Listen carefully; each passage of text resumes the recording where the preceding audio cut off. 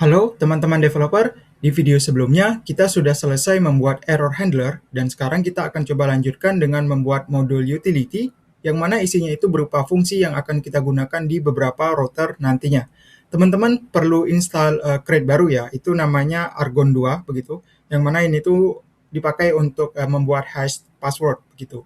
Lalu langsung aja kita buat file baru, misal namanya itu utils.rs, jadi penamaan bebas ya. Dan juga kita muat dulu di dalam lib.rs pubmod utils begini. Kemudian langsung kita buat isi utility-nya dimulai dengan item yang kita butuhkan. Itu ada caesar.json seperti yang sebelumnya. Ini kita ambil map as json map, lalu juga value as json value.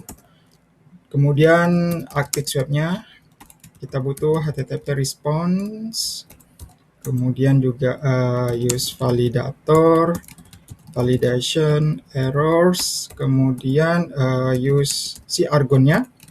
Di sini argon kita butuh beberapa item, itu ada password hash, yang mana di dalamnya kita ambil run core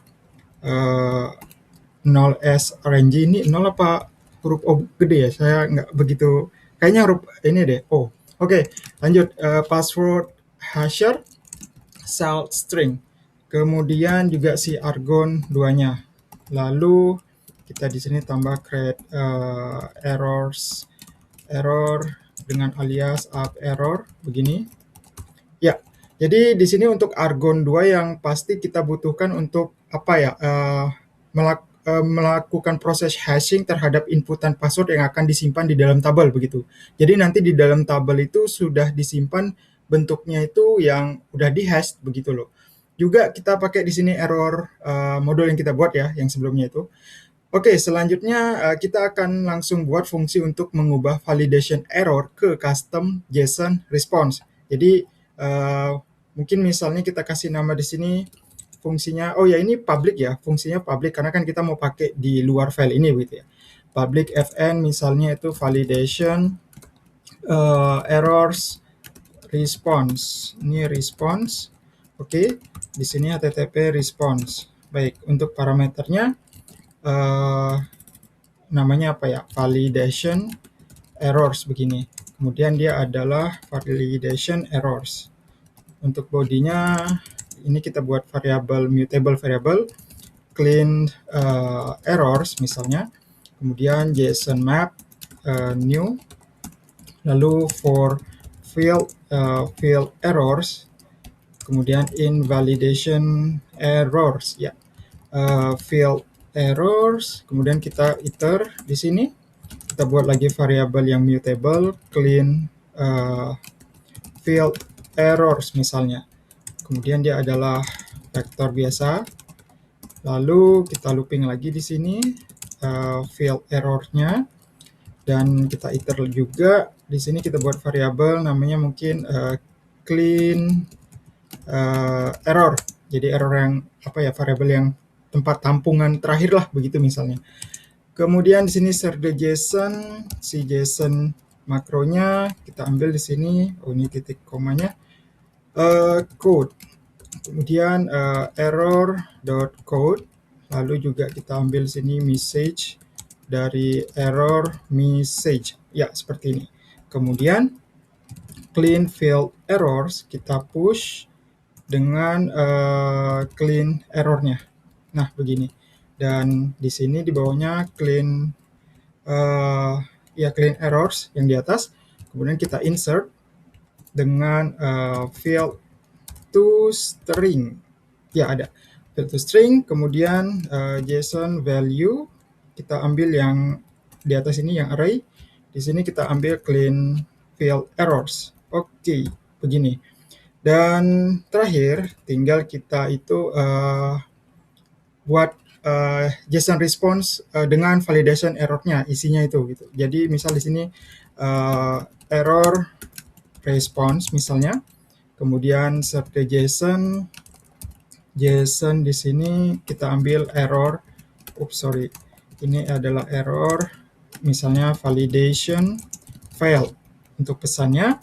Lalu juga di sini detailsnya adalah dari si clean error yang di atas. Oke, dan tidak lupa titik 2, titik koma maksudnya. Dan yang terakhir, kita langsung return dengan HTTP response yang berupa bad request lah harusnya. Kemudian di sini adalah error response. Iya, seperti ini. Ini kita save, nggak ada yang error harusnya. Ya, ini nggak apa-apa ya, karena belum kita pakai ini. Oke, jadi di fungsi ini, apa ya, untuk parameternya itu yang pasti berupa reference ke validation errors, karena kan kita memang mau gunakan untuk menghandle validation error yang mungkin terjadi ketika user salah input, begitu. Terus kita buat mutable variable di sini untuk menampung errornya dan akan kita return nantinya. Dan kita lakukan yang pasti di situ looping, begitu. Looping pada validation error parameter, yaitu si validation errors yang ini, oke. Yang mana ini tuh akan berisikan apa ya, objek dari error yang ada, begitu. Dan di dalam looping ini itu juga kita buat lagi mutable variable yang khusus untuk menampung objek error dari proses loopingnya, begitu. Kita lanjutkan lagi nih dengan looping yang berikutnya di bagian ini, begitu ya. Nah, di sini itu berkaitan dengan error pada field, karena kita mau buat custom error response, jadi kita bisa lakukan cara yang seperti ini untuk mengambil error apa saja yang bakal kita jadikan return nantinya. Kalau di sini kan kita ngambil dua doang nih, message sama error code-nya, begitu. Nah, di sini yang jelas kita bentuk dia itu menjadi JSON, gitu ya. JSON object, terus tinggal kita simpan ke variabel yang sudah kita sediakan, begitu. Dan bagian terakhir tinggal kita return di sini, tinggal kita return ke HTTP response. Dan juga di sini kita pakai bad request ya, yang mana bakal menghasilkan 400 error code ya pada response-nya. Oke, fungsi ini sudah selesai. Oke, ini di close. Fungsi ini udah selesai, kita lanjutkan dengan membuat fungsi hash password. Bagusnya sih modul utility ini tuh berisi apa ya, berisikan fungsi-fungsi yang dipakai berulang kali di beberapa file, atau istilahnya itu reusable function, begitu.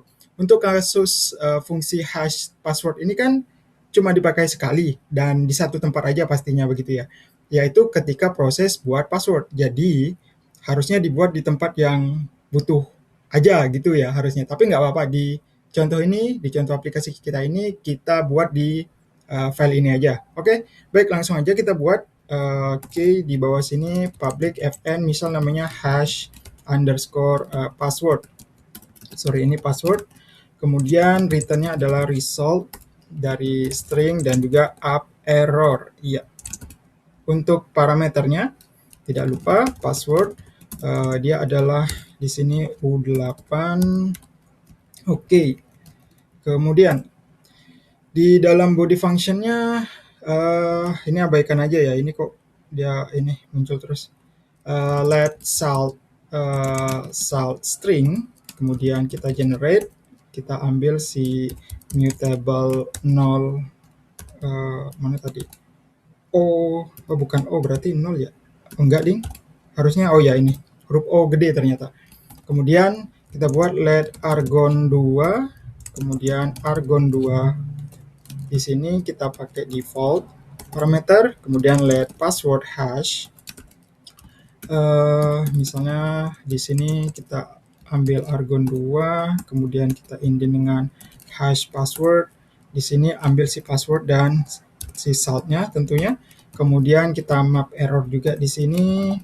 Kita ambil, nggak ada gitu, karena kita mau langsung panggil si up error ini dengan internal server error. Oke. Tidak lupa di sini tanda tanya, dan yang terakhir tinggal kita return oke kalau dia berhasil. Si password hash-nya kita jadikan string. Nah, seperti ini jadinya. Oke, ini kita save, nggak ada warning lagi dan nggak ada error. Jadi di fungsi ini kita pakai parameter dengan mana dia? Nah, ini dengan tipe slice of byte untuk inputan data passwordnya. Dan return-nya sendiri itu berupa result type yang mana tentu berisikan kondisi valid dan invalid. Oke, pada proses hashing password nantinya, begitu. Kalau berhasil, makanya outputnya itu akan langsung di sini kita buat bentuk string ya, yang mana akan dijadikan value-nya di dalam sini. Dan kalaupun gagal, kita langsung panggil sini internal server error dan return-nya tentu berupa yang bagian up error ini begitu. Dan untuk saltnya kita generate pakai yang di sini tuh random number generator begitu ya. Biar tetap unique value-nya meskipun ada password yang sama begitu. Terus kita buat di sini argon object begitu dengan default parameter. Kemudian barulah proses hash password itu terjadi di kode yang ini begitu. Sebagai tambahan di sini kita kan pakai map error function ya untuk handle error yang mungkin terjadi pada proses hash passwordnya. Dari sini itu value result type error tadi yang saya sudah sampaikan tadi itu didapatkan begitu. Dan terakhir hasilnya tentu langsung di sini kita return oke ya, karena kan di sini sudah di-handle nih untuk kondisi error. Jadi di bagian terakhir itu tinggal kita convert menjadi string dan dijadikan return value-nya di sini begitu. Baik, utility function-nya mungkin cukup ini aja ya. Nantinya di router bisa langsung kita gunakan. Jadi video kali ini kita cukupkan sampai di sini dulu, dan di video selanjutnya mungkin kita bisa coba langsung buat route atau dokumentasi OpenAPI dulu kali ya, atau langsung aja semuanya mungkin. Nanti akan coba saya rapikan dulu deh stepnya. Oke, sekian dulu untuk video hari ini dan sampai ketemu di video selanjutnya.